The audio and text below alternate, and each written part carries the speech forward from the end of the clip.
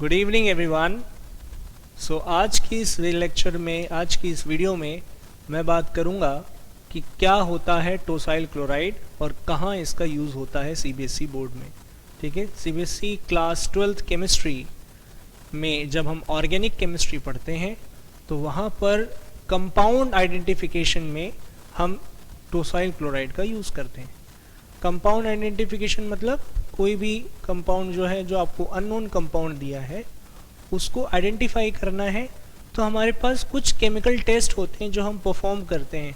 ठीक है, वैसे तो स्टेप बाय स्टेप बहुत सारे चीज़ें होती हैं, बट अगर हमें ये जानना है कि उसमें कौन सा फंक्शनल ग्रुप अवेलेबल है तो बिल्कुल कोई ना कोई केमिकल टेस्ट हमें परफॉर्म करना पड़ेगा और तभी हमें समझ में आएगा कि यस, इसमें या तो एमाइंस प्रेजेंट है या कोई भी XYZ कोई ग्रुप प्रेजेंट है, उसके लिए कोई ना कोई केमिकल टेस्ट अप्लाई होता है जो कि हमें कंफर्म करता है कि certain group is present in this compound. So हम अब बात करते हैं कि किस तरीके से टोसाइल क्लोराइड का यूज़ होता है आपके सीबीएसई में।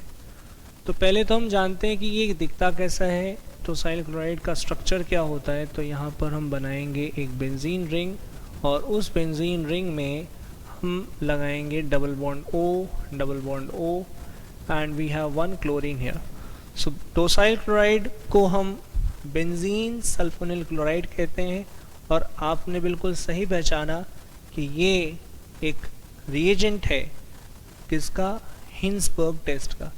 Hinsberg test is very important for CBSE point of view, जो कि आपको बिल्कुल तैयार करके ही जाना है बोर्ड में, और ये प्राइमरी और सेकेंडरी अमाइंस के लिए बहुत इंपॉर्टेंट होता है, उन्हीं के आइडेंटिफिकेशन के लिए यूज़ किया जाता है।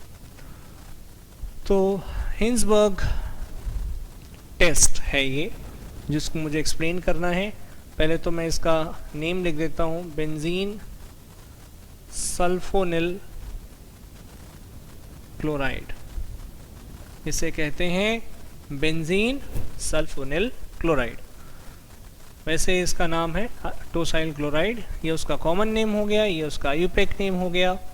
ठीक है, आईयूपैक नेम नहीं कह सकते, लेकिन एक तरीके से एक दूसरा नाम है ये बेंजीन सल्फोनिल क्लोराइड, और ये ज़्यादातर आप इससे फेमिलियर, इस नेम से ज़्यादा फेमिलियर होंगे क्योंकि मोस्ट ऑफ द टीचर्स ये नाम लेते हैं जब भी वो पढ़ा रहे होते हैं as compare to टोसाइल chloride.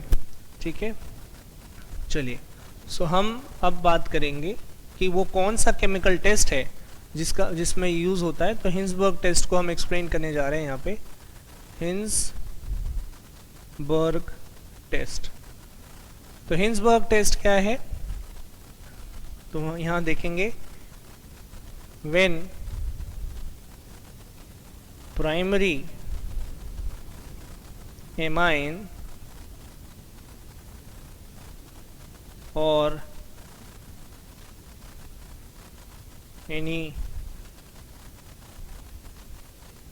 secondary amine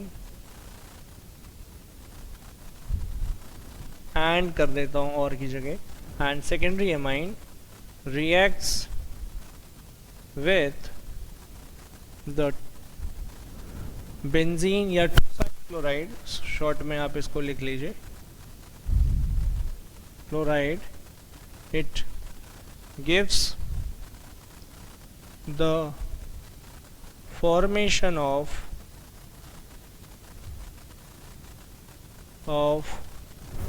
soluble and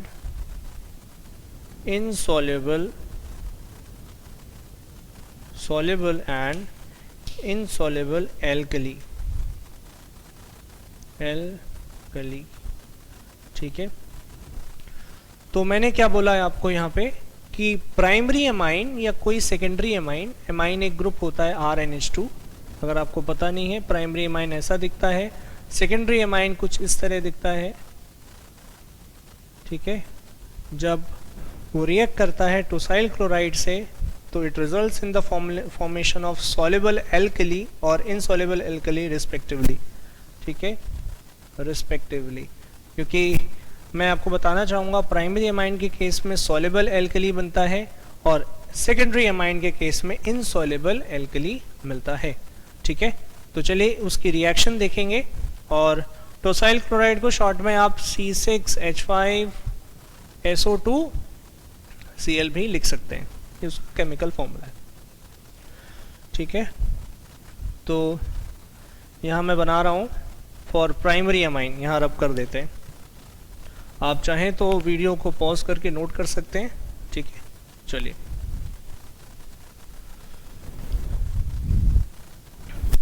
तो मैं यहीं पे बना देता हूँ, यहाँ पर वो ऑलरेडी बना हुआ है।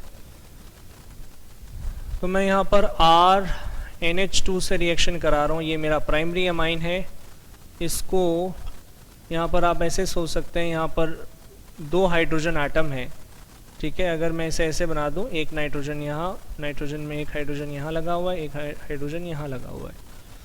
तो क्या होगा, ये क्लोरीन और ये हाइड्रोजन निकल जाते हैं और ये नाइट्रोजन आपका इस सल्फर के साथ ज्वाइन हो जाता है। ठीक है, और यहाँ पर बॉन्ड की ब्रेकिंग होती है क्लोरीन की तरफ और नाइट्रोजन फिर अपने इलेक्ट्रॉन लेके सल्फर के पास पहुँच जाता है और बस बॉन्ड बन जाती है। ये हाइड्रोजन और ये क्लोरीन अपना बॉन्ड बना लेते हैं, तो HCl निकल जाएगा and it will lead to the formation of and compound जिसे हम कुछ इस तरह से डिनोट करते हैं। यहाँ पर R नहीं लगेगा, यहाँ H लगेगा, यहाँ पर मेरे पास R लगा हुआ है। ठीक है, एंड बस ये हो गया आपका in the presence in the formation of HCl। ठीक है, so it lead to the formation of hydrochloric acid. ठीक है, अच्छा, तो ये है आपका सॉल्युबल कंपाउंड। ठीक है, तो ये याद रखेंगे। फर्स्ट पार्ट ये है। सेकंड पार्ट क्या है, अब देखो दोबारा से मैं बेंजीन सल्फोनिल क्लोराइड ले रहा हूँ और यहाँ पर जब मैं इसे रिएक्ट करवाऊँगा किसके साथ, RN, और इस बार एक R कम हो जाएगा, मतलब एक R बढ़ जाएगा क्योंकि ये 1 डिग्री अमाइन था और अब हम जिसकी बात कर रहे हैं वो है 2 डिग्री अमाइन। तो ये जो हाइड्रोजन है और ये क्लोरीन आप दोनों देख रहे हैं, ये दोनों निकल जाएंगे and it will lead to the formation of an insoluble compound, जो आप यहाँ देख सकते हैं। बेंजीन के ऊपर यहाँ पर सल्फर लगा हुआ है, ये डबल बॉन्ड O बनाएगा, ये डबल बॉन्ड O, एंड ये क्लोरीन और ये हाइड्रोजन दोनों निकल जाएंगे HCl के फॉर्म में एंड ये नाइट्रोजन आपका इस सल्फर से जॉइंट हो जाएगा एंड ये इनसॉल्युबल कंपाउंड बन जाता है। So this is insoluble compound with the evolution of HCl। ठीक है,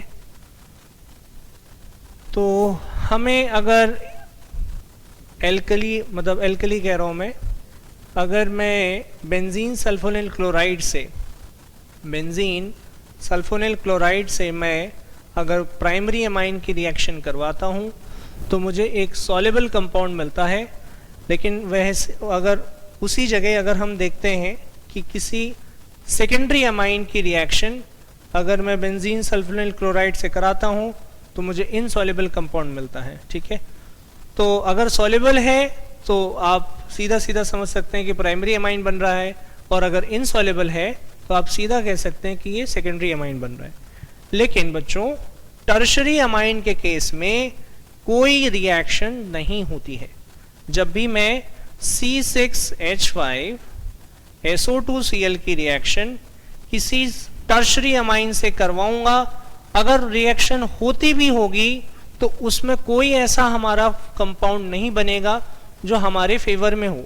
ठीक है, सो रिएक्शन अगर पॉसिबल भी है, रिएक्शन अगर हो भी रही होगी तो कंपाउंड जो भी बन रहा होगा that will be not in our favour. जो हम एक्सपेक्ट कर रहे हैं उसके बेस पर हमें रिजल्ट नहीं मिलेगा, क्योंकि हमारा मानना है कि कोई ना कोई सॉल्युबल या इनसॉल्युबल कंपाउंड बनता है। ठीक है, जब भी ये रिएक्ट करते हैं, और वैसे भी जब तक हाइड्रोजन नहीं होगा तो रिएक्शन नहीं हो सकती है। ठीक है, तो मेरे हिसाब से रिएक्शन तो होनी ही नहीं चाहिए, लेकिन अगर थोड़े भी चांसेस बन रहे हैं रिएक्शन के, तो कोई जो भी कंपाउंड ये रिएक्ट करके बनाएगा वो शायद हमारे फेवर में नहीं होगा या अकॉर्डिंग टू टेस्ट नहीं होने वाला है। ठीक है, तो सीधा सीधा आप यहाँ पर ये याद रखेंगे, सीबीएसई में भी आप नो रिएक्शन अगर लिख के आएंगे तो कोई प्रॉब्लम नहीं है, नो रिएक्शन होगी यहाँ पे। ठीक है, तो जब इसको मैं 3 डिग्री एमाइन से रिएक्ट कराऊंगा, it will lead to the formation of no compound.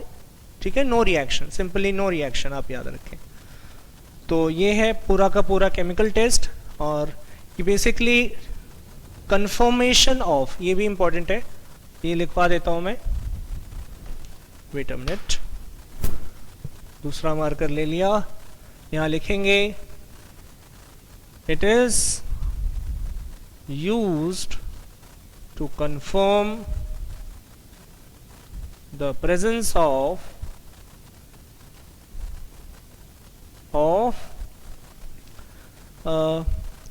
Primary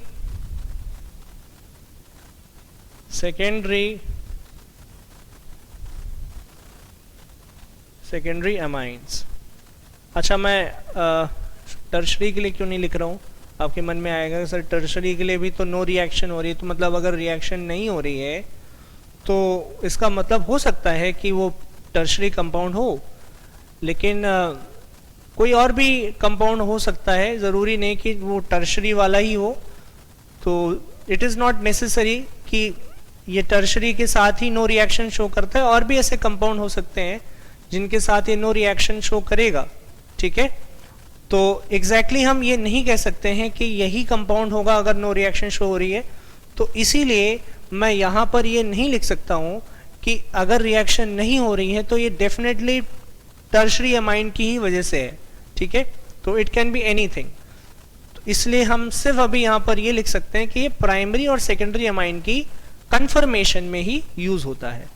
ठीक है बच्चों, सो आज की वीडियो में हमने क्या क्या बात किया कि टॉसाइल क्लोराइड क्या होता है, टॉसाइल क्लोराइड को हम एक्चुअली अपनी सीबीएसई की बुक्स में क्या कहते हैं, एंड उसका यूज कहाँ कहाँ होता है। मेनली एक ही जगह होता है, वो है हिंसबर्ग टेस्ट, और वो हमने आपसे डिस्कस कर लिया। तो प्लीज़ इस टेस्ट को याद रखेंगे, और पेपर में ये क्वेश्चन बनते हैं और आपको पूछे जाएंगे और आपको उसको एक्सप्लेन करना आना चाहिए। तो आज की वीडियो में सिर्फ इतना ही था, और अगली वीडियो में हम बात करेंगे कि टॉसाइल क्लोराइड या उससे जुड़े हुए कैसे क्वेश्चंस आते हैं, और फिर आप उनको अच्छे से प्रैक्टिस कर सकते हैं मेरे साथ साथ, और फिर आप एग्जाम में अच्छा प्रोड्यूस करेंगे। ओके, चलिए नेक्स्ट वीडियो में मिलते हैं। Thank you everyone.